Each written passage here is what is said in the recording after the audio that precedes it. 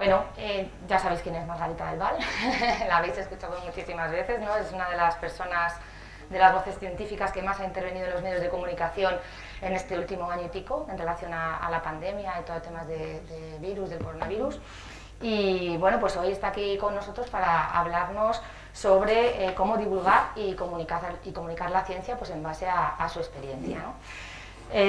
Voy a presentarte brevemente para el breve currículum. Ella, Margarita, es investigadora científica, viróloga e inmunóloga del Consejo Superior de Investigaciones Científicas en el Centro de Biología Molecular Severo Ochoa. Es doctora en Ciencias Químicas por la Universidad Autónoma de Madrid y su investigación se enfoca al estudio de la respuesta inmunitaria frente a las infecciones virales, es decir, aspectos básicos del funcionamiento de las vacunas. Coordina la plataforma de investigación interdisciplinar en salud global del CSIC para enfrentar la pandemia del coronavirus. Y entre otras muchas cosas, muchísimas, contribuye a la comunicación de los conocimientos científicos a la sociedad. Por todo ello y mucho más, para nosotros es un gran orgullo y gran honor que hayas accedido a estar hoy aquí con nosotros. Y nada, pues seguro que vamos a aprender un montón. Y nada, pues ya todo tuyo. Cuando quieras puedes empezar. Pues muy bien, pues nada, muchas gracias María, muchas gracias a todos, muchas gracias a la Complutense y a los cursos de verano, que la verdad son muy interesantes y con este componente transversal, ¿no? Bueno, mi título es Cómo divulgar y comunicar la ciencia, y el cómo os voy a decir que yo lo he hecho como me ha salido, o sea que de ahí no os voy a poder decir mucho, porque lo hemos hecho muchos de los científicos de una manera absolutamente como aficionados, ¿no? Lo que cada uno podíamos hacer. Nos hemos ido viendo unos a otros, veíamos que cada uno teníamos un estilo distinto. Lo hemos mantenido ese estilo cada uno distinto porque no lo podíamos cambiar a la velocidad a la que estábamos comunicando. Y sabemos que cada uno de nosotros hemos llegado a distintos sectores de la sociedad. Hemos tenido gente que nos adora, hemos tenido gente que nos odia, pero hemos intentado llegar a todos los grupos posibles de la sociedad. Espontáneamente, todos los que hemos hecho comunicación desde siendo científicos, hemos decidido atender absolutamente a cualquier medio de comunicación sin tener en cuenta su orientación política o si eran, no sé, más procientíficos, más prorreligiosos, más de bulos, etcétera, porque hemos intentado llegar a tanta gente como pudiésemos ser para explicar todo lo posible. Y eso, como digo, ha sido bastante espontáneo. Otra de las cosas que nos ha caracterizado al conjunto de los científicos ha sido que hemos sido independientes, es decir, no nos hemos guiado por ninguna línea oficial, sino que hemos ido analizando la situación, analizándola a fondo, actualizándonos cada día, porque cada día ha habido noticias importantes, reflexionando a fondo sobre las noticias que había, buscando las fuentes y después de todo ello elaborando una opinión y decidiendo qué se podía transmitir, qué hacía falta transmitir e intentando acertar lo más posible. Os voy a decir un poco por qué yo me he sentido con ganas de hacer comunicación de la ciencia antes incluso de la pandemia, y también os voy a decir lo que yo hacía antes. En mi vida anterior yo hacía investigación en respuesta inmunitaria frente a virus en un modelo animal en ratones. Cuando empezó la pandemia pensamos que nosotros que sabíamos hacer esto debíamos hacerlo también con el coronavirus, nos pillaba muy cerquita, lo único que teníamos que hacer era pasar de animales a seres humanos. Además, surgió la posibilidad de coordinar la plataforma de salud global, que es una plataforma muy grande, que a lo mejor hablamos esta tarde un poco de ella. Es una plataforma que coordina a más de 100 grupos de investigación, y eso nos ha llevado muchísimo tiempo porque había que ir sobre la marcha, ir evaluando cómo coordinábamos, qué grupos nuevos se integraban, hacia dónde nos orientábamos, qué tipo de esfuerzos hacíamos. Hemos estado haciendo muchísimas cosas nuevas que nunca habíamos hecho, desde un organismo de investigación bastante básica como es el CSIC. Y además, en mi cuarta vida, lo que he hecho ha sido comunicar mucho, porque me llamaban de los medios de comunicación y en general, siempre que he podido, he aceptado comunicar, siempre que he podido con una limitación semanal, porque si no ya no sabía qué le había contado a quién. Quiero decir que una vez que haces varias entrevistas en el mismo día ya no sabes a quién le has dado qué argumentación o si te has dejado la mitad. Eso ha sido bastante trabajo, eso sigue siendo bastante trabajo. El requerimiento de los medios de comunicación ha ido siguiendo las oleadas, más o menos, o sea que ahora está subiendo. Y bueno, pues hemos ido más o menos evolucionando. La primera razón por la que yo decidí hacer comunicación, curiosamente, fue la responsabilidad. Yo pienso que como investigadores que trabajamos con dinero público, y aunque no fuese dinero público también, tenemos una responsabilidad de comunicar, de transferir lo que nosotros sabemos a los ciudadanos. Transferirlo en forma de explicaciones para gente que son expertas en otros campos, transferirlo desde luego en forma de publicaciones científicas del máximo rigor y también transferirlo en forma de, quien pueda, aplicaciones que se puedan comercializar y que puedan generar riqueza para la sociedad. Yo empecé primero por responsabilidad de tipo social, porque yo siempre he trabajado en vacunas y las vacunas siempre he pensado que es algo que hay que explicar muy bien a la población por el valor tan tremendo que tienen. Es la mejor intervención de toda la historia en medicamentos, en salud pública, y por eso siempre he pensado que hay que comunicar sobre las vacunas. Y nos encontramos en el año 2019, justo antes de la pandemia, con que la Organización Mundial de la Salud definió 10 retos a los que se enfrentaba la salud en el mundo, y uno de ellos, el reto 8, era la resistencia a la vacunación. Fijaros, comparado con tener pandemia mundial de gripe, el número 3, el virus del ébola, el número 6, el dengue, el virus del dengue, el virus de la inmunodeficiencia humana, el 9 y el 10. Como veis, muchas enfermedades infecciosas, incluida también el número 5, resistencia a los antimicrobianos, déficits en atención primaria, que también particularmente incide con las infecciones, etc. Hay muchos relacionados con enfermedades infecciosas y hay varios relacionados con virus. Y uno de ellos es la gente que se resiste a vacunarse a pesar de que tiene vacunas. Y esto ocurre en los países con un alto nivel de ingresos, esto ocurre en Europa, esto ocurre en Estados Unidos, y se estaba contagiando esta resistencia a vacunarse al resto del mundo. Y estaban ya teniendo problemas en países como India, que la gente empezaba a dudar de la vacunación, porque si dudan en Europa, yo también dudo. Entonces, por eso consideré que era muy importante. En España hay mucha gente que, como decía ahí arriba, la gente quiere saber mucho de las vacunas, no es que la gente quiera pasar de las vacunas, hay mucha gente que quiere saber mucho de las vacunas, y yo sentí el deber de informarles. Este es el caso antes de la pandemia, este es el caso del sarampión. En la parte de la izquierda, el mapa en verde, son los países que tienen una buena vacunación. La intensidad del color indica la cobertura de vacunación de la población infantil, y como veis, España es uno de los mejores países de Europa en cuanto vacunamos a nuestros niños. Precisamente por eso, en España, lo pongo a la derecha, el sarampión se considera eliminado, que quiere decir que los casos que tenemos de sarampión son importados. Viene alguien con sarampión y enferma aquí de sarampión y se le detecta aquí. Y si uno compara los dos mapas, pues son aproximadamente inversos. Los países que menos vacunan tienen más casos de sarampión, los que más vacunan tienen menos casos. Y concretamente esto estaba llevando a que año tras año se multiplicaban por 3 el número de casos y sobre todo el número de muertos por sarampión en Europa, una enfermedad absolutamente prevenible, con una vacuna que es muy segura y que tiene ya pues 70 años de experiencia, y con vacunación masiva pues ya tenía 50 años. Hasta el punto que España, que es un país con mucha confianza en las vacunas, entre otras cosas porque confiamos mucho en nuestro sistema de seguridad social y en nuestro sistema sanitario, y eso nos da confianza en los pediatras, confianza en las vacunas, pues desde la Sociedad Española de Inmunología les tiramos de las orejas al resto de las sociedades españolas de inmunología europeas, que estamos todas unidas en la EFIS, que es la Federación Europea de Sociedades de Inmunología, y les dijimos, vamos a ver, tenéis un problema en todos vuestros países, la gente no se quiere vacunar. En Francia los pediatras no recomiendan a los padres que vacunen a sus hijos.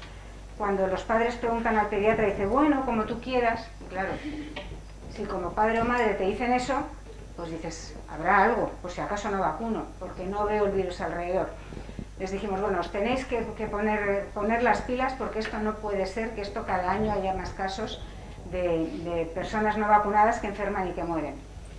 Lo iniciamos en 2019, primera reunión en enero de 2020, y se han seguido reuniendo en remoto. Yo me he tenido que desconectar, yo era una de las 2 personas españolas que participábamos, y ha habido muchas reuniones, se han puesto en común los problemas, como este que os digo, en Francia decíamos, bueno, es que tenemos que elaborar información que sea fácil para enseñar a los pediatras los beneficios de la vacunación. En España decíamos, bueno, los pediatras lo saben de sobra, ¿no?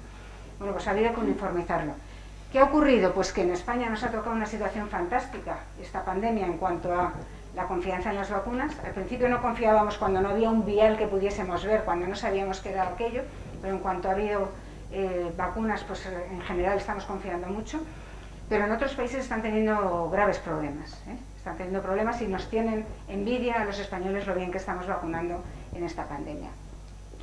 Mientras que en otras cosas España pues estaba mucho peor preparada, ¿no? Por ejemplo, España está muy poco preparada en cuanto a datos, recolección de datos, compartición de datos, acceso a los datos para poder evaluar en cada momento todo lo que está pasando, distintas poblaciones, distinto tipo de síntomas. Todo esto hemos tenido muy mala situación, porque la forma de almacenar los datos en cada dependencia de la sanidad es muy buena, pero es incompatible con la de los vecinos. Entonces es súper difícil sacar de ahí algo bueno. Bueno, otra de las razones, además de la responsabilidad para comunicar la ciencia, para mí ha sido que yo disfruto mucho aprendiendo ciencia de otros campos. Como aficionada a otros campos de la ciencia, a mí me gusta mucho, y de hecho nosotros empezamos a divulgar la ciencia en un ciclo que organizábamos nosotros, en el que invitábamos a gente de otros campos, al principio más del nuestro porque les conocíamos más de otros campos, y por ejemplo, pues no sé, hemos intentado pues eso, disfrutar la ciencia y conocerla, e intentar transmitir la ciencia como parte de la cultura, como parte de algo que puedes hacer como un hobby y de lo que disfrutas y que te gusta que te lo cuenten los expertos. Este ciclo se llamaba Ciencia con Chocolate, porque lo hacíamos en una chocolatería y la gente podía estar mojando los churros en el chocolate a la vez que escuchaba la ciencia, con lo cual decía, bueno, la ciencia no es tan aburrida si me puedo tomar el chocolate, y a la vez decía, bueno, el chocolate tampoco engorda tanto, ¿no?, si en realidad estoy escuchando a la ciencia. Entonces era una buena mezcla, y empezamos en eso. ¿Y qué os iba a decir? Bueno, y lo tuvimos que parar luego más adelante, lo paramos con la pandemia. Hay una de las cosas que pusimos nuestro foco era en tratar temas que fuesen controvertidos, es decir, enfrentar temas controvertidos para la sociedad, para informar por expertos, ¿no? Siempre llamamos expertos, y además dedicar la mitad de la charla a contestar las preguntas concretas de las personas. Es decir, para nosotros divulgar la ciencia no se trataba tanto de informar, de dar una clase, como de tener a un experto disponible para cada pregunta que yo no entiendo y que no me encaja el puzzle completo por qué está pasando esto. Uy, no sé por qué esto está animado. Bueno, una cosa que para mí es muy importante es que yo creo que hay que comunicar de aquello de lo que se sabe. Para mí es muy importante que los científicos que son especialistas en cada campo sean los que estén comunicando a la sociedad en un lenguaje sencillo, claramente, que estén comunicando aquello de lo que saben y aquello de lo que tienen amplia experiencia. Particularmente si se enfoca hacia que recibas preguntas, tienes que saberte muchísimo, tener mucho bagaje para poder responder a las preguntas y entender qué le pasa a esa persona, que hay algo que le chirría y que no le convences hasta que detectas qué es lo que le falta, y a lo mejor no sabía un dato particular que tú le puedes dar, pero para eso hace falta un amplio bagaje. Siempre hace falta, claro, que los especialistas pues estén en activo, es decir, que estén actualizando su conocimiento, que hagan un estudio crítico, reflexión, etcétera, y que luego emitan su opinión. Y eso más que nunca durante la pandemia. Entramos en la pandemia y yo la primera vez que entré a hablar sobre la pandemia, el inicio de lo que yo escribí era: soy viróloga e inmunóloga, pero no epidemióloga. Es decir, yo lo primero que dije es: yo sé de esto, pero no sé de lo otro, ¿no? Bueno, pues eso es un poco la idea. Esto lo publicamos, como digo, en Ciencia con Chocolate, pero antes de eso había sido una explicación a un grupo de científicos en un foro restringido de investigadores en biomedicina, que llevaban pues 2 o 3 días o 2 o 3 semanas, pero sobre todo 2 o 3 días, diciendo, bueno, es que esto nos están metiendo miedo, este virus no es nada, los chinos están locos, aquí lo único que quieren es despistarnos de algo más importante y no está pasando nada. Y yo dije, bueno, no, está pasando mucho. Entonces yo escribí lo que estaba pasando y escribí pues como 3 folios de argumentos, de números y de todo tipo de cosas para este foro cerrado. En 1 hora esto estaba dando vueltas viral por WhatsApp, ya no sé por dónde fue, y a partir de ahí me empezaron a contactar los medios de comunicación. Yo era absolutamente silenciosa y desconocida. Hemos hecho también, durante la pandemia, hemos hecho comunicación en forma de responder solo a preguntas incluso. No dar información, porque durante la pandemia mucha gente tenía ya mucha información, responder solo a preguntas. Hemos hecho webinars en los cuales, como veis, había 4 científicos y un periodista, que era quien nos moderaba, y respondíamos en directo a las preguntas que plantease quien fuese. Con la misma idea de, la gente ya sabe lo que está pasando, pero hay algo que aquí no le encaja, quiere explicaciones, y entonces cada uno especialista en campos distintos, pues hemos tratado una serie de temas, pues bueno, cada uno en su momento. Prevención y desescalada fue el primero que hicimos, me parece. Hemos hablado un par de veces de vacunas, abajo vivir confinados, especialistas en investigación en viviendas, por ejemplo. O el verano llegó, se termina la pandemia, parecía que el verano pasado se había acabado la pandemia, ¿verdad? Pues bueno, parece que no. Y el último que hemos hecho ha sido 1 año después, ¿no? Un poco de resumen de lo que ha ocurrido. Como digo, centrándonos en preguntas, en responder a las preguntas. Y luego, sorprendentemente, una de las cosas que he aprendido durante la pandemia, aparte de que comunicar es importante para explicar y o sea, no solo para transmitir información, sino para explicar, para que uno tenga un hilo argumental completo que le convenza y que sepa de dónde se ha sacado cada dato, el entender una situación durísima tranquiliza. A mí esto me dejó muy sorprendido. Como os he dicho, en aquel momento, en el 9 de marzo, yo publiqué en 3 folios la que se nos venía encima. Y, por ejemplo, decía, vamos a tener un número de pacientes graves 150 veces superiores que con gripe, en la oleada de gripe que suele haber en invierno, y este número no lo puede absorber el sistema sanitario bajo ningún concepto. Está saturado en la oleada de gripe 150 veces más, que es lo que yo estimaba. Esto va a ser una locura. Yo decía, hay que ganar tiempo para que haya vacuna, hay que ganar tiempo para ver si sobreviven las personas más vulnerables, o sea, lo estaba poniendo francamente negro, que es como yo lo veía, y sobre todo hace falta que nuestro sistema sanitario no colapse. Y en algunos sitios, en Madrid, colapsó realmente, ¿no? Bueno, pues la gente se leía esto, y 3 folios en el mismo tono, y decía, ¿cómo me ha tranquilizado lo que has escrito? ¿Cómo me ha tranquilizado entenderlo? Entonces, para mí fue muy sorprendente que la gente prefiere saber algo que tener una incertidumbre total sobre algo que es nuevo y que le puede amenazar, ¿no? Y otra de las cosas que me ha sorprendido mucho ha sido la persistente preponderancia de las malas noticias. Un ejemplo que es muy claro, sabéis que las vacunas, como todo, pueden tener efectos adversos, no hay nada que tenga riesgo cero, pero los efectos adversos de estas vacunas son muy, muy, muy infrecuentes, son mucho más infrecuentes de lo que se ha detectado nunca en ninguna otra vacuna, porque no tienen efectos adversos graves más frecuentes, se habrían detectado y no los tienen más frecuentes. Son las vacunas más seguras, más vigiladas que hemos tenido en toda la historia de la vacunación. Y sin embargo, ¿qué es lo que trasciende? Las vacunas causan efectos adversos. Y eso, ahora le cuento esto. Entonces, el problema es que las malas noticias son las que la gente tiene más voracidad por leer, por repetir, que nos gusta asustarnos, que nos gusta pensar lo malo que va a ser, que leemos antes las noticias de un terremoto que unas buenas noticias, por ejemplo, y en la pandemia ha pasado mucho, a pesar de que ha habido gente que tiene todavía mucho miedo. Hay gente de 50 y 60 años que no se está atreviendo a vacunar por el miedo que le ha entrado y que son ahora mismo los que se están infectando y entrando en los hospitales. Entonces, este miedo hay que evitarlo. Es cierto que gracias a esta información de los efectos adversos de las vacunas, en el primer mes eran más graves, pero a partir del primer mes se saben reconocer por el ciudadano vacunado, se saben reconocer por los médicos, se ha desarrollado un tratamiento y son mucho menos graves de lo que eran en el primer mes. Entonces, la información ha metido miedo, pero la información ha permitido controlarlos. Otro caso en el que han predominado las malas noticias es con nuestro sistema inmunitario, cómo responde a la infección natural. Continuamente estaba siendo denostado. Tengo anticuerpos, pero los he perdido, ya no estoy inmunizado, me voy a volver a infectar, estoy en riesgo tremendo, me voy a hacer otro test de anticuerpos a ver cuánto he bajado respecto a la vez anterior, mi hijo ha negativizado, ¿qué hago? Bueno, pues esto era continuamente pensar que nuestro sistema inmunitario no estaba funcionando. Y nuestro sistema inmunitario no funciona en el SIDA, que es síndrome de inmunodeficiencia adquirida.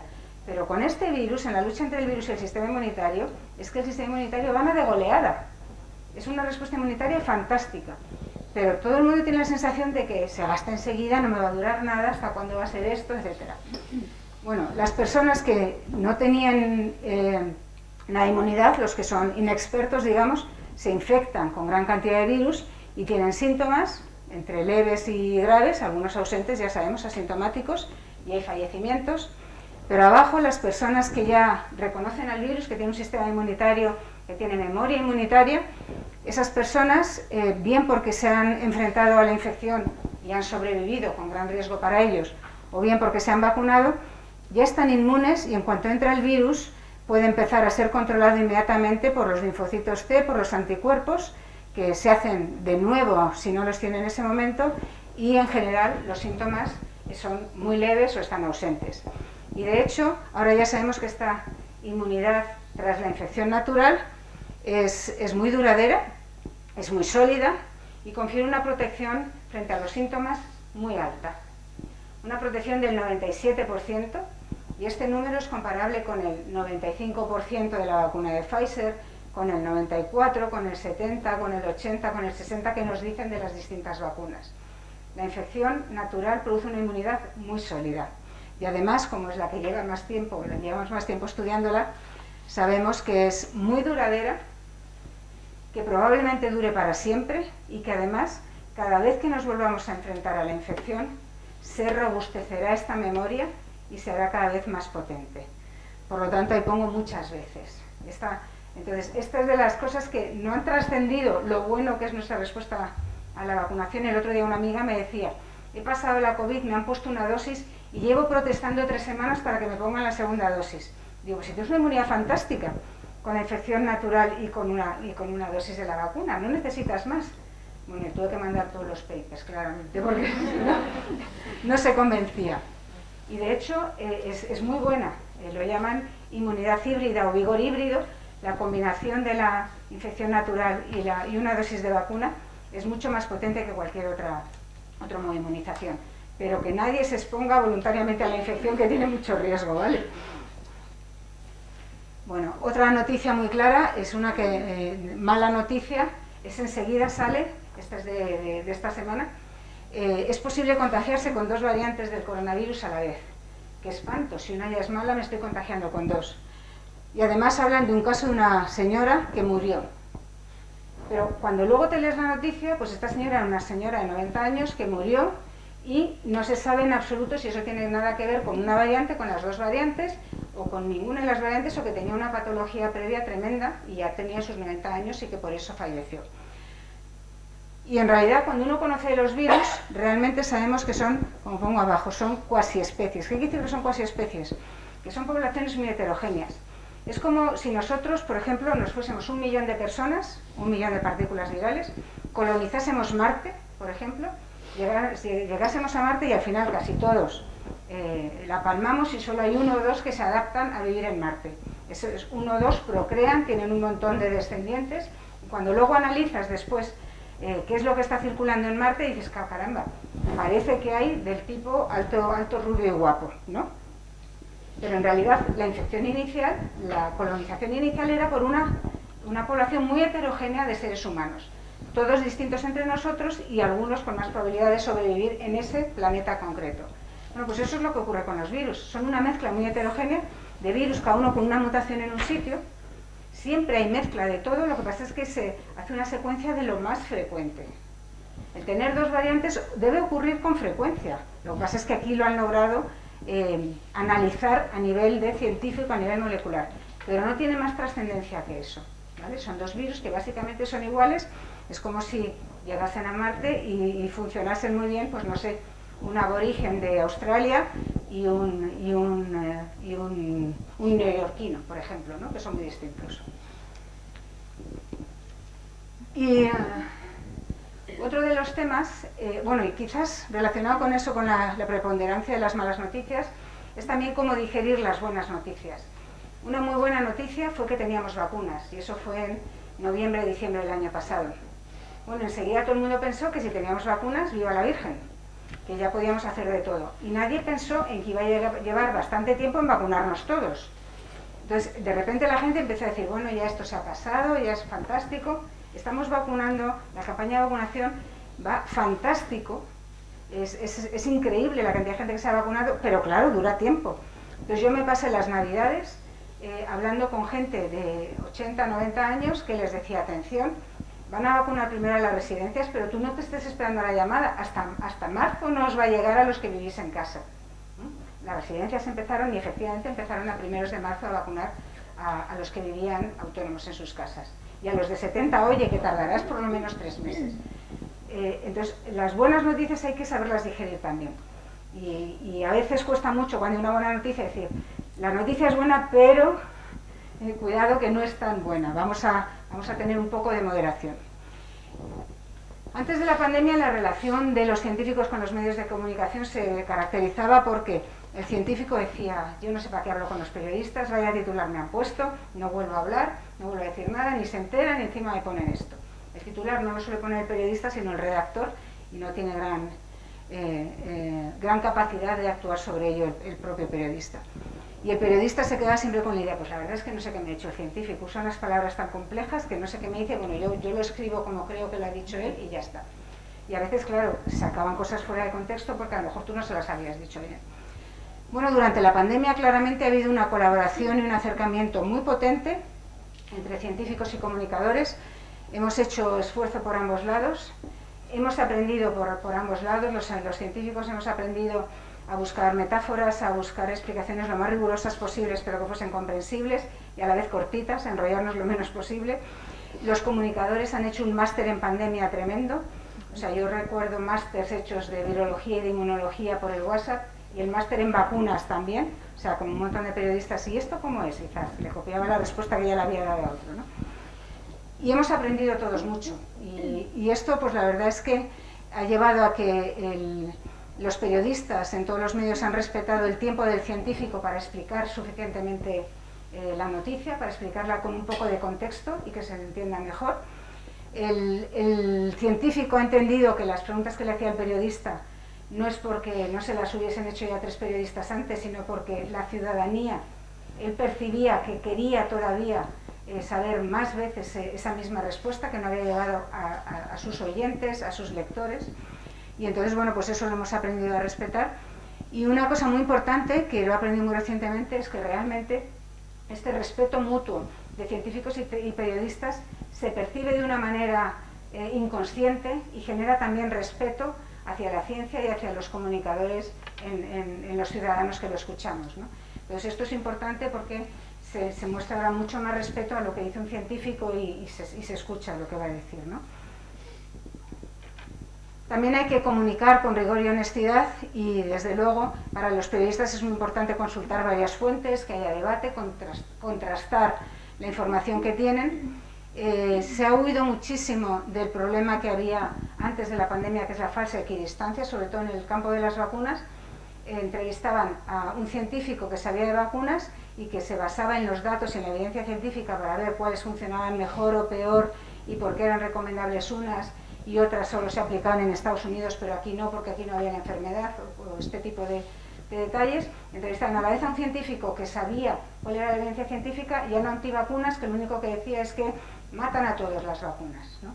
Entonces, esa equidistancia, esa falsa equidistancia de uno que se lo inventa todo con alguien que se está basando en el conocimiento mundial, pues nos molestaba muchísimo, particularmente en el campo de las vacunas. Eso ha desaparecido muchísimo en la pandemia. Han aprendido a reconocer los bulos y ya no consideran que tiene el mismo peso, por responsabilidad que tiene el mismo peso ambas cosas. Y luego, obviamente, hemos visto todos la ciencia en directo, con nuestros errores, nuestras incertidumbres, las rectificaciones, y realmente pues eso es un ejemplo de lo que se hacía más al principio de la epidemia, ¿no? Desinfectar los zapatos para un virus que en el fondo se transmite fundamentalmente por vía respiratoria, por el aire que respiramos, ¿no? Bueno, pues eso se hacía muchísimo, desinfectar las calles. ¿Por qué? Porque todavía no sabíamos el papel tan importante de los aerosoles. Ahora ya lo sabemos y esto se ha dejado de hacer en muchos sitios, aunque cuesta dejar esta costumbre, ¿no?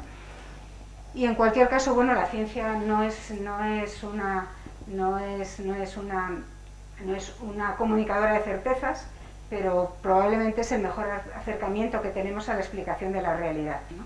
Entonces hay que ir aprendiendo que también tiene incertidumbres y hay que comunicar que vamos avanzando y por qué ahora hay nueva información y por qué pues nos da nuevos datos y nuevas pistas de cómo funcionar. La ciencia en general en la pandemia ha habido gran conexión entre los ciudadanos y los científicos, con el puente muy necesario y muy importante de los medios de comunicación. Ha habido también gran conexión de los investigadores básicos con los clínicos. Ellos nos transmitían a nosotros mucho más lo que estaba pasando, lo que necesitaban saber, las observaciones que hacían a nivel de todo el organismo y del paciente, y nosotros transmitíamos posibles explicaciones, mecanismos basados en los conocimientos moleculares que teníamos, y cada vez que nos juntábamos en remoto en alguna sesión estábamos felices de poder aprender los unos de los otros. Sin embargo, yo creo que sería necesaria más conexión de los científicos con el nivel de toma de decisiones políticas, no para tomar nosotros ninguna decisión política, sino para dar más información y de nuevo para quizás contestar a las preguntas que pueden tener quien a lo mejor es abogado y no es especialista en virus, obviamente, pero que tiene unas dudas sobre las que tiene que tomar decisiones, y yo habría preferido que hubiesen tenido más científicos, más contacto con los científicos. Los científicos han hecho muchos informes, pero ha habido pocas consultas de interacción un poco más de preguntas y respuestas, y el círculo de expertos ha sido muy estrecho, han sido siempre los mismos para todo, y realmente en cada momento hay que contactar con alguien distinto, ¿no? Por ejemplo, para el caso de los aerosoles no hay que contactar con un clínico, sino hay que contactar a lo mejor con un ingeniero químico, que es el que sabe de la transmisión de los aerosoles, los tamaños, cómo se generan, etc. Y luego, bueno, esto es un poco mirando para el futuro. Yo creo que la comunicación de la ciencia es muy importante. Me gustaría ver un futuro en el cual haya un espacio para la ciencia siempre en contexto, y no solo la última noticia de antes de ayer, que hemos vuelto a curar el cáncer, sino poner en contexto qué pequeño avance es este sobre qué sabíamos antes y qué nos trae de nuevo y cuánto camino tiene hasta que se pueda aplicar. Pues me encantaría que, además de haber una sección de deportes y una del tiempo, pues hubiese un espacio para la ciencia en los medios de comunicación generalistas diarios, ¿no? Con alguna noticia, con alguna píldora que nos pudiese hablar de todo lo que está ocurriendo. Y creo que debe haber más apoyo a la investigación en España, que todavía es una asignatura pendiente, ¿no? Señor Pingarrón. Creo que tenemos que crecer y mejorar. Creo que necesitamos más inversión, eso es un cuello de botella. Necesitamos más estabilidad en las convocatorias para que los grupos tengan una cierta estabilidad, particularmente para que los más jóvenes tengan unas carreras científicas que sigan siendo competitivas, pero que tengan una cierta perspectiva de cuáles son las etapas a las que pueden optar y ramificarse según vayan siendo competitivos y funcionando bien y alcanzando una serie de metas. Necesitamos algo más de flexibilidad en la gestión. Lo hemos vivido en la pandemia, que era más flexible. Teníamos reuniones continuas, la plataforma de salud global, y hablábamos de ciencia, hablábamos de avances, de qué hacer, de incertidumbres y tal. Ha acabado el estado de alarma, no hablamos nada más que de papeles. O sea, ahora mismo estamos todo el día hablando de gestión, cómo se hace este contrato, etc. Y creo que es muy importante tener más diversidad de carreras científicas. Cuando los números son muy pequeños, cuando hay un cuello de botella muy importante para poder seguir trabajando en ciencia, las carreras son mucho más uniformes, porque el que se mueve acaba no sacando una plaza, acaba no pudiendo optar a una plaza en la universidad.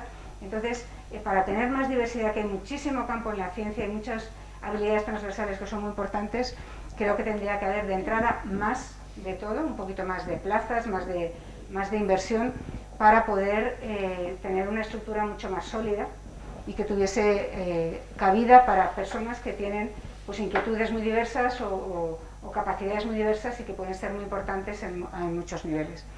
Y desde luego que esto sea un asunto que se escape de los partidos políticos y que haya un pacto por la ciencia, y que yo creo que lo ideal sería que todos los partidos políticos pues que se avergüencen si bajan la inversión en ciencia, estén en una comunidad autónoma, estén en el gobierno, y que siga subiendo poquito a poquito. Creo que esto era todo. No, y os quería contar al final un poco, os voy a comunicar ciencia, en qué situación estamos ahora, en qué momento estamos ahora.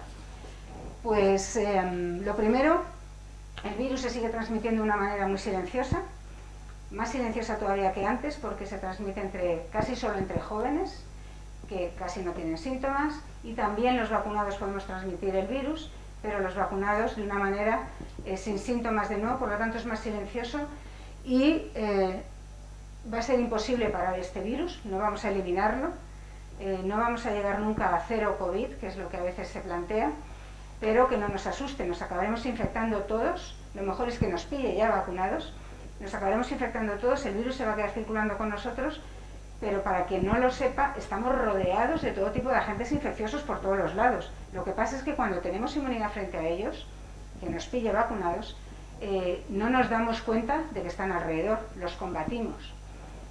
Normalmente nos hemos inmunizado de pequeños y siempre hay algunas personas que enferman con alguna enfermedad infecciosa, pero en general nos defiende muy bien nuestro sistema inmunitario. Entonces se quedará en algo así cuando estemos todos con una buena inmunidad. Estamos en una situación a día de hoy que mañana o pasado se va a llegar a la mitad de la población vacunada ya. Más de la mitad de la población todavía está sin inmunidad, o aproximadamente la mitad. Eso quiere decir que el virus se puede transmitir todavía muchísimo. La mitad quiere decir que en cuanto bajes alguna medida, pues se transmite igual que antes, y si bajas todas las medidas se transmite todavía más. O sea que estamos todavía en pandemia claramente. La buena noticia o lo que lo sabemos todo claros es que esta mitad de la población que no está inmunizada, casi ya no hay grupos de riesgo que no estén inmunizados. Las vacunas son muy seguras, las vacunas hemos tenido una suerte fantástica, son muy eficaces. Acaba de conocerse los ensayos clínicos de una tercera vacuna basada en ARN, y esta tercera no está funcionando. O sea que imaginaros la suerte que hemos tenido. Es una vacuna que solo confiere una inmunidad alrededor de un 47%. Mejor que nada, pero claro, competirá desfavorablemente con las otras que funcionan mejor. La vacuna ahora mismo protege al vacunado, le protege mucho de los síntomas, aunque pueda infectarse a más bajo nivel y aunque pueda contagiar a más bajo nivel, porque su carga viral es la misma. Los pocos vacunados que se infectan tienen una carga viral alta, por lo tanto son contagiosos de verdad. Y los no vacunados, atención, que no se crean que la situación es de menor riesgo. Los que no están vacunados siguen teniendo exactamente el mismo riesgo que han tenido en el último año, según su nivel de edad, su nivel de riesgo de otras enfermedades. Lo único que están expuestos a más contagios silenciosos. Ahora saben menos de dónde les puede venir el virus. Los niños tienen menos riesgo de enfermedad y además parece que casi no tienen secuelas, son muy moderadas, de corta duración y se recuperan enseguida. Pero los jóvenes, aquí hay un problema, los jóvenes tenemos que saber en detalle qué riesgo tienen, qué secuelas tienen, qué tipo de jóvenes son los que tienen más riesgo. Está claro que tienen pocas hospitalizaciones, que hay poca probabilidad de que acaben falleciendo, pero sin embargo, cuando se están empezando ya a hablar de casos particulares de alguien que tiene secuelas o alguien que ha enfermado bastante grave, pues cuando se ha analizado, por ejemplo, toda la población que se infectó en la primera oleada en una ciudad noruega, en Bergen, y se han concentrado en todos los jóvenes que sufrieron una infección simplemente leve o moderada, que no les hospitalizaron ni les trataron, que se recuperaron muy bien. Cuando analizan a todos esos, sorprendentemente, la mitad tienen secuelas. Algunas son algo más banales, pero 1 de cada 10 de esos jóvenes que han tenido una infección muy suave, 1 de cada 10 tienen problemas de memoria y problemas de concentración. En distintos niveles, algunos, los más intensos, lo llaman la niebla mental, pero esto es un problema, es decir, si no vas a poder estudiar, si no te vas a poder concentrar, si no vas a poder a lo mejor hacer bien tu trabajo, y durante cuánto tiempo va a durar esto. ¿Ha sido esto solo de la primera oleada, que además de la COVID teníamos una tensión, una ansiedad, un miedo, una incertidumbre brutales? No lo sabemos, hacen falta muchos más estudios. Y lo último, por supuesto, creo que la comunicación de la ciencia es muy importante. Gracias.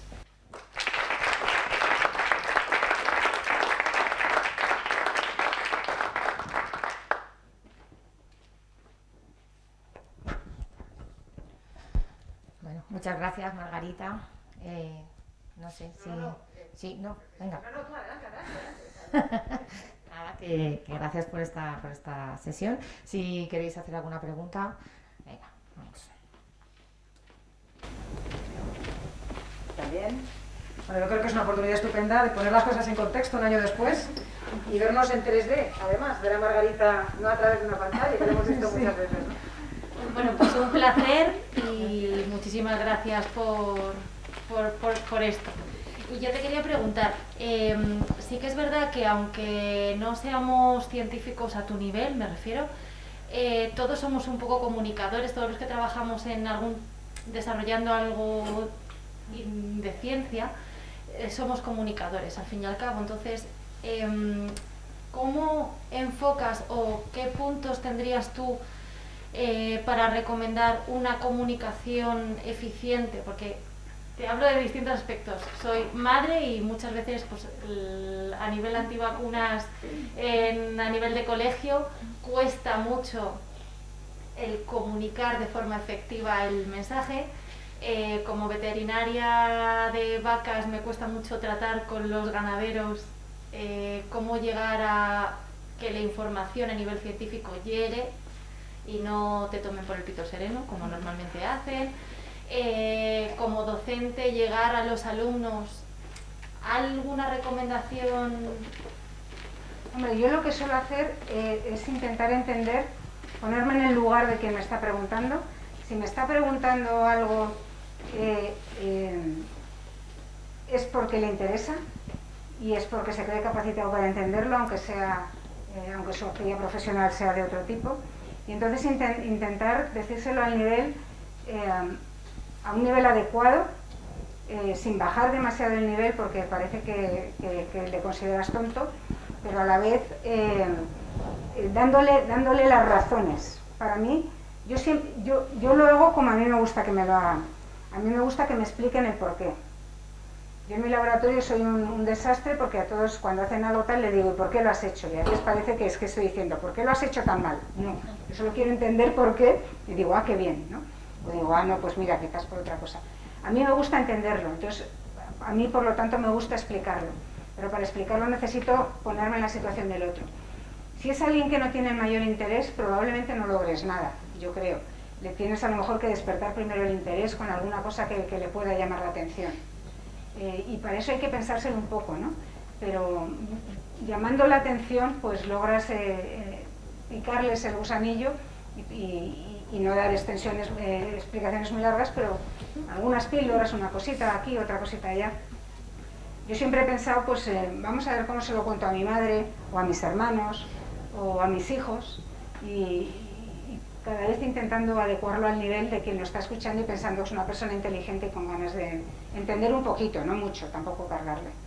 Y supongo que, sobre todo ahora con el tema del coronavirus, ¿cómo te enfrentas un poco a esa cierta frustración que debe quedar cuando das datos, cuando eres tan conciso y ves que los demás, sobre todo pongo el ejemplo del coronavirus porque es una cosa que dices, hay un riesgo para los demás, pero supongo que en todos los aspectos que pretendes comunicar o cuando todos intentamos comunicar algo nos queda luego una cierta frustración cuando ves que los demás no lo toman en serio o no quieren hacerlo. ¿Cómo lidias con esa parte?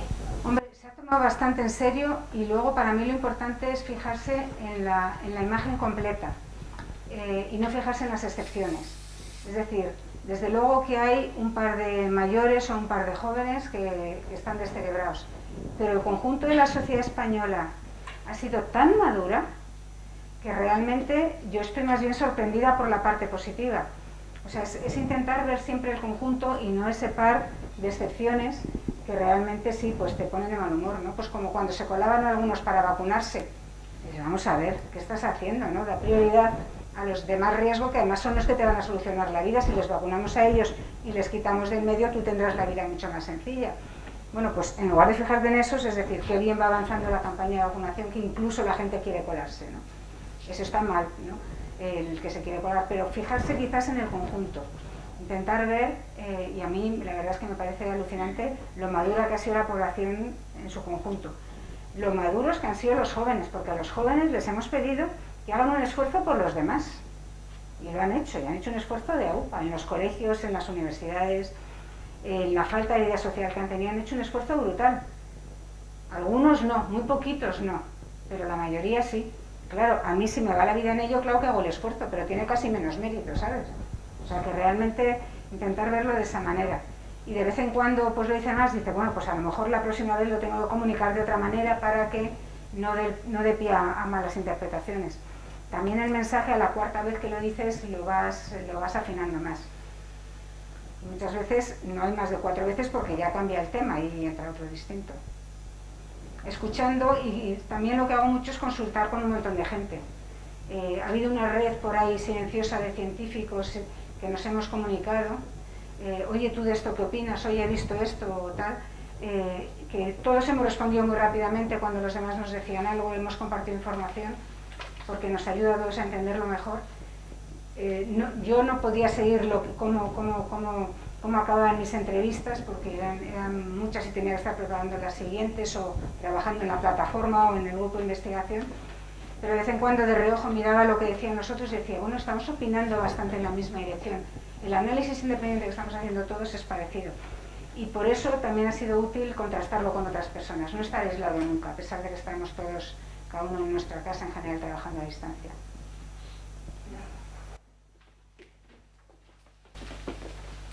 Quiero darte las gracias por tu excelencia en la ponencia, porque ha sido como un máster y un doctorado todo comprimido. Luego te hago el título. Lo siguiente es pedirte que te sentaras, porque a lo mejor nadie la ha oído, pero te falta un tacón en el zapato. ¿Que sí? Sí, efectivamente. Se me ha roto hace un rato. rato. Y lo tercero, para ser breve... No estoy bien, que me paso todo el día sentado. Lo tercero es, para ser breve, a mí me han vacunado con las 2 dosis de Pfizer, la pauta completa, y está apareciendo la noticia de una tercera dosis, y me gustaría saber tu opinión como técnico en la materia, naturalmente. A ver, la inmunidad natural, os he dicho que es muy... La inmunidad natural es muy potente, la inmunidad a las vacunas es también bastante potente. Todavía no conocemos todo sobre la inmunidad a las vacunas porque son más recientes. Sí que sabemos que se generan células productoras de anticuerpos de altísima afinidad, que es lo que necesitamos para tener una memoria inmunitaria que nos proteja frente a la siguiente infección. Y eso se generan durante la primera dosis y se consolidan con la segunda. La segunda es muy importante para ello. ¿Haría falta una tercera dosis? No, yo creo que no. Yo creo que con el virus circulando tanto, los que ya estamos vacunados nos infectaremos sin darnos cuenta y eso nos dará la tercera dosis, la cuarta dosis, la quinta dosis. Eso nos reforzará la inmunidad, la memoria, cada vez que nos vamos a enfrentar al virus. La respuesta a las vacunas es menos amplia que frente al virus. Frente al virus respondemos a las 25 proteínas del virus. Es como, la memoria inmunitaria es como la memoria cerebral, digamos. O sea, si yo veo a una persona de pies a cabeza la recordaré mejor que si solo le veo la cara. Entonces, con las vacunas estamos entrenando a nuestro sistema inmunitario a ver solo la cara, que es lo más prominente, no solo la proteína externa, la proteína S, y con la infección completa estamos viendo absolutamente a las 25 proteínas del virus, a toda la persona. Entonces, cada vez que nos enfrentemos a la infección sin tener síntomas, nos enseñará a reconocer a las otras 24 proteínas y nos reforzará la inmunidad en reconocer la proteína S. Entonces, esto nos irá reforzando cada vez sin riesgo ya. Yo creo que no va a hacer falta para el común de la población una tercera dosis. Es importante, sin embargo, saber si hace falta, porque habrá personas que pueden necesitar una tercera dosis. Ahora mismo se ha vacunado a personas que tienen el sistema inmunitario en mal estado, digamos. Personas que, por ejemplo, están con una quimioterapia. Y los que están con una quimioterapia, pues sobre todo los que tienen algún tipo de cáncer de sangre, de células de la sangre, la quimioterapia es bastante agresiva y tiene un sistema inmunitario muy, muy debilitado. Entonces, aunque se les ha vacunado, algunos de ellos no han respondido prácticamente a la vacuna. no es que les haya hecho daño, pero no les ha hecho un gran efecto.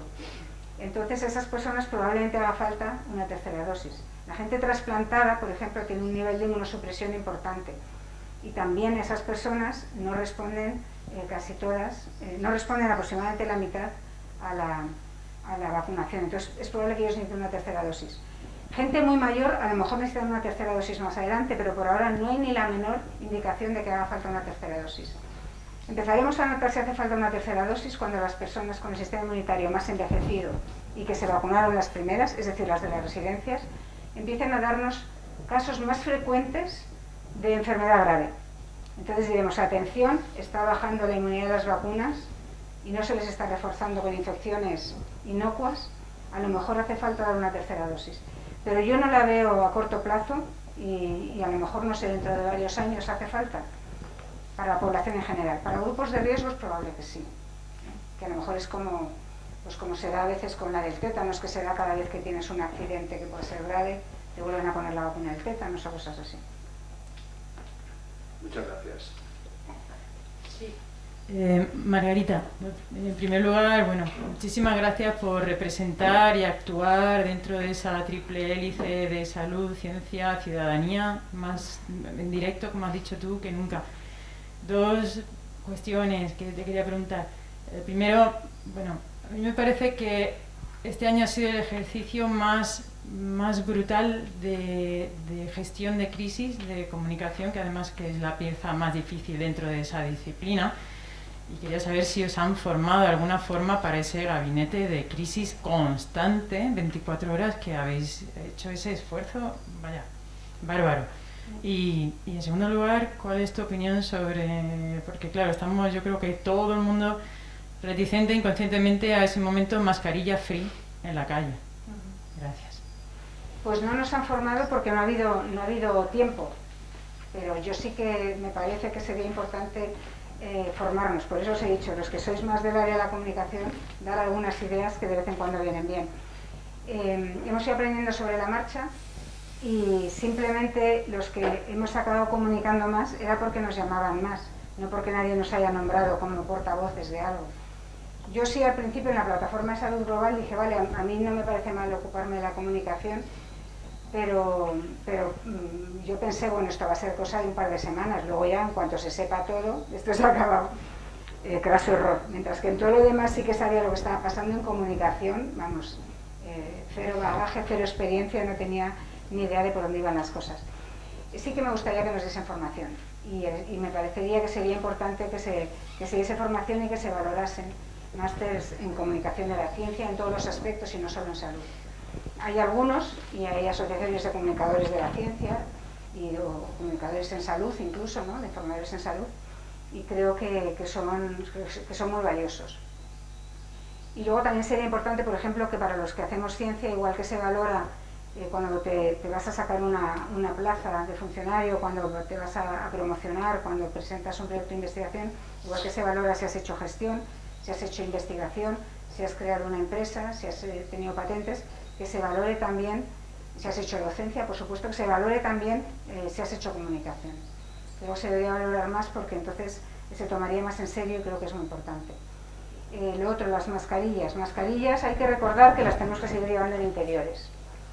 En exteriores hay veces que hacen falta, pero lo más importante es que no se nos olvide que en interiores hay que seguir llevándolas. Yo creo que en ciudades en que hay riesgo de que enseguida te encuentres con alguien bastante cercano, como ya no mantenemos las distancias, pues conviene llevarlas a mano, por lo menos. En eventos que sean concurridos yo creo que es importante también. Pero está claro que en la playa, que circula la brisa y que si se mantiene suficiente separación no va a haber problema de que se concentre el virus en el aire, y no sé, en el aire libre cuando vas por el campo, pues ahí no harían tanta falta. Y se han retirado ahí con la coletilla que nadie quiere escuchar, pero mantenerlas cuando no se mantenga la distancia de seguridad, y es que nos hemos olvidado de mantener la distancia de seguridad. Cuando hay algo organizado, una clase como esta, lo que sea, una comida, se mantiene la distancia, pero en cuanto salimos ahora nos arremolinamos todos. ¿Por qué? Porque antes lo hacíamos con la mascarilla puesta. Si ahora lo hacemos sin la mascarilla, pues tan cerca también se transmite el virus. aunque sea en el exterior. Y luego el punto también de los interiores que están mal ventilados es un problema. Y por ejemplo, en las discotecas, digamos, en las que no se ha hecho énfasis en que haya una buena renovación del aire y que haya una calidad del aire buena o que tengan filtros y que puedan filtrar el virus, pues cuando hay un brote es un brote de verdad, 200 personas. Mientras que si hay un botellón al aire libre, que será todo lo ilegal que quieras, pero ahora mismo en tiempos de pandemia el riesgo de un botellón al aire libre es inferior. También hay brotes, pero son más pequeños. Entonces, bueno, pues hay que darse cuenta que el exterior tiene bastante menos riesgo, 10 a 20 veces menos riesgo que un interior mal ventilado, y lo que hay que hacer es mantener mascarillas en el interior y aprender a ventilar los ambientes interiores en aquellas partes de la sociedad que no ha permeado ese conocimiento, porque por ejemplo en la docencia ha permeado perfectamente.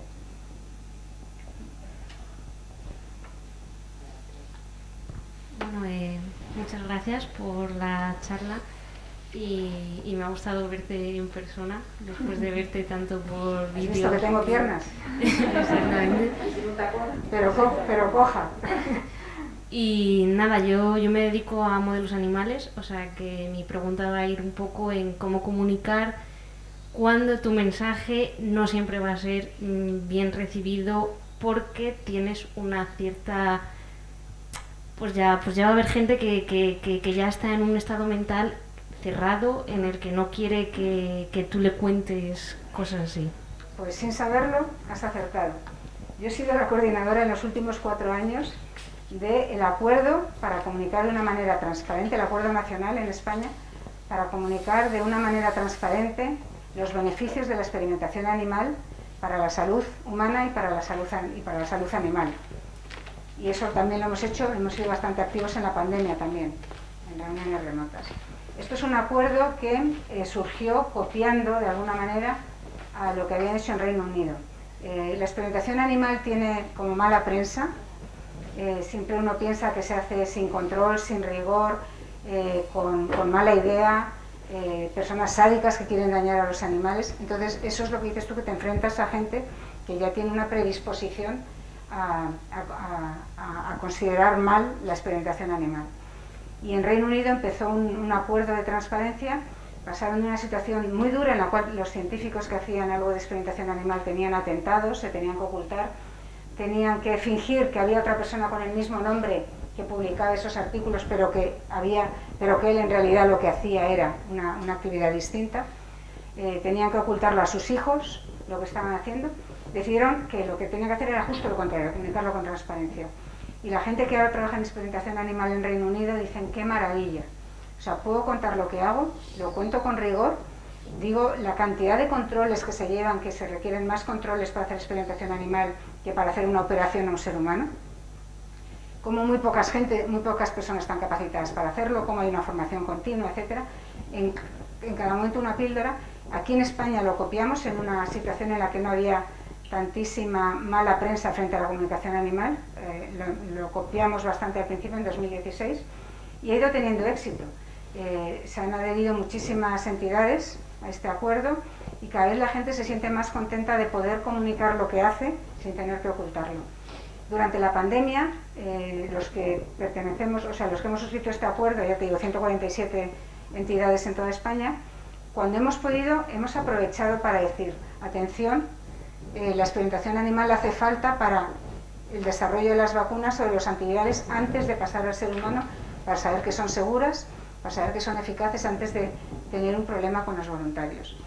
Y una de las cosas que para mí es muy clara, y yo lo he dicho también, es si no hubiésemos tenido una investigación previa de modelos animales frente a otros coronavirus como el SARS-1, nadie se habría lanzado a desarrollar vacunas. No tendríamos vacunas. Entonces, la experimentación animal ha sido crítica para que estemos en la buena situación en que estamos ahora. Y esto también hay que decirlo. Entonces, hay que decirlo con transparencia. Es lo mejor, no ocultando las cosas. Está claro que si tú quieres vacunar a un animal, para saber si la vacuna funciona, le tienes luego que infectar. Y habrá animales controles que no estén vacunados y que sufran la infección. Pero lo haces con el máximo rigor y solo las personas que están autorizadas. Entonces, es una situación que le da más seguridad al investigador que da más seguridad a los periodistas. Los periodistas han ido aprendiendo con nosotros en los últimos 3 años lo que te estoy contando de cómo es la experimentación animal, y lo han recibido con absoluta naturalidad, y así lo han transmitido con absoluta naturalidad a los ciudadanos. Y por lo tanto no ha habido en absoluto un rechazo a que se experimenten las vacunas en animales. Y eso es labor probablemente de los últimos 3 años que lo habíamos estado haciendo a bajo nivel, sin que nadie se enterase de que había un acuerdo de transparencia. Y después de hacerlo España, han seguido nuestro rastro y con mucha influencia por nosotros y con mucha comunicación con nosotros, Bélgica, Portugal, Alemania hace 2 semanas, y Holanda está a punto también de hacerlo. Nos están siguiendo. Igual que con las vacunas somos un poco de envidia del resto de Europa, con cómo enfocamos la experimentación animal, copiando a Reino Unido en este caso, somos también un modelo para el resto de Europa. Y es precisamente, efectivamente, un tema conflictivo. Y hay asociaciones de pacientes que también lo suscriben el acuerdo, porque aunque para los pacientes parece que asociarse con la experimentación animal les pone como una mancha, ¿no? Dices, una asociación de pacientes no se me va a unir nadie si yo defiendo la experimentación animal. Sobre todo los pacientes que tienen enfermedades raras, que sin un modelo animal no se pueden entender, porque son muy pocas personas las que lo tienen, pues en el modelo animal ven la salvación, ven un modelo en el que se pueden probar distintas medicinas a ver si tienen alguna capacidad de curación. Entonces, bueno, pues ir viendo lo más positivo en cada caso, pero siempre con transparencia.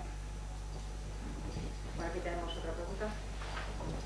Hola, buenos días, buenas tardes, no lo sé.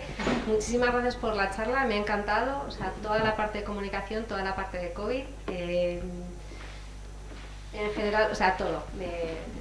Vamos, ya solo por estar aquí, escuchando esta charla, es que ha merecido la pena todo. Yo quería hacer, no sé si es tanto una pregunta, pero sí destacar una cosa, y es que cuando ha empezado la charla, una de las palabras que ha aparecido ha sido responsabilidad.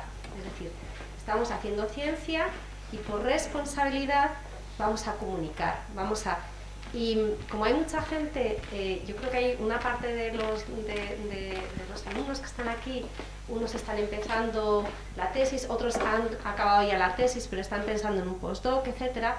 Me gustaría hacer referencia a esa idea que ya comentamos ayer por la tarde, de investigación e innovación responsable, y que yo creo que es importante ver el tema de la comunicación no como algo que, bueno, lo hago de forma altruista, me interesa, me ha pillado de casualidad, sino que sobre todo la gente que ahora está empezando, que lo planifiquen y que lo tengan en cuenta como algo importante, algo de base en su carrera investigadora.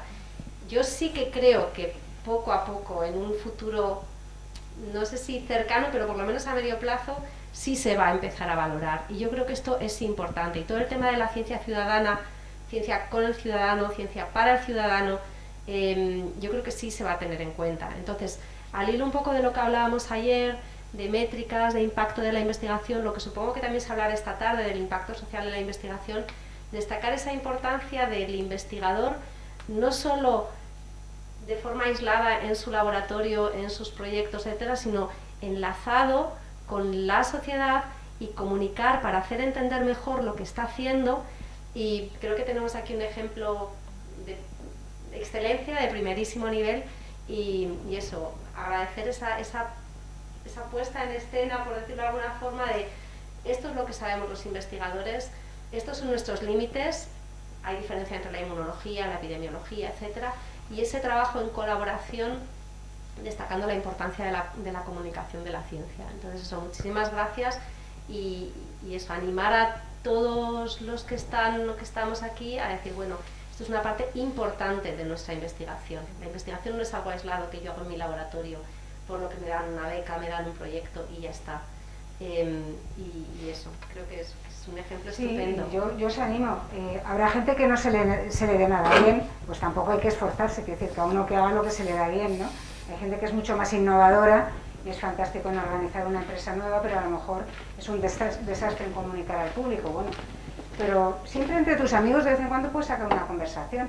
Es decir, que hay veces que puedes informar a tus amigos sin darles un sermón tremendo, ¿no? Que se puede hacer y poquito a poquito uno se va entrenando. O sea que sí, a mí me parece que además es muy reconfortante, porque cuando la gente entiende lo que le estás explicando y le gusta, pues la verdad es que te da satisfacción, ¿no? Ves que lo que estás haciendo y lo que tú has aprendido vale para algo, pues mira, eso también está bien, ¿no? O sea que sí, yo animo a quien se sienta con ganas, y hay cantidad de maneras. O sea, habéis visto que yo comunico por entrevistas en general, me da tiempo menos a escribir lo que comunico. Hay gente que es capaz de escribir rápidamente, improvisa y tiene un blog súper activo. Hay gente que se comunica muchísimo por Twitter o por otras redes sociales. Hay gente que hace vídeos. Hay gente que hace vídeos con maquetas donde se ve el virus, no sé cómo, tal. O sea, hay gente que tiene distintas maneras de comunicar y cada uno puede encontrar la suya. Hay gente que comunica más con bromas, es más divertido, pues bueno, también, ¿no? Sin perder el rigor. Y sí, yo desde luego animo. A mí tardaron muchísimo, me animó mi marido y tardó muchísimo en convencerme de que preparase la primera charla, pero una vez que la preparé yo ya me quedé contagiada y la verdad es que he dado bastantes charlas.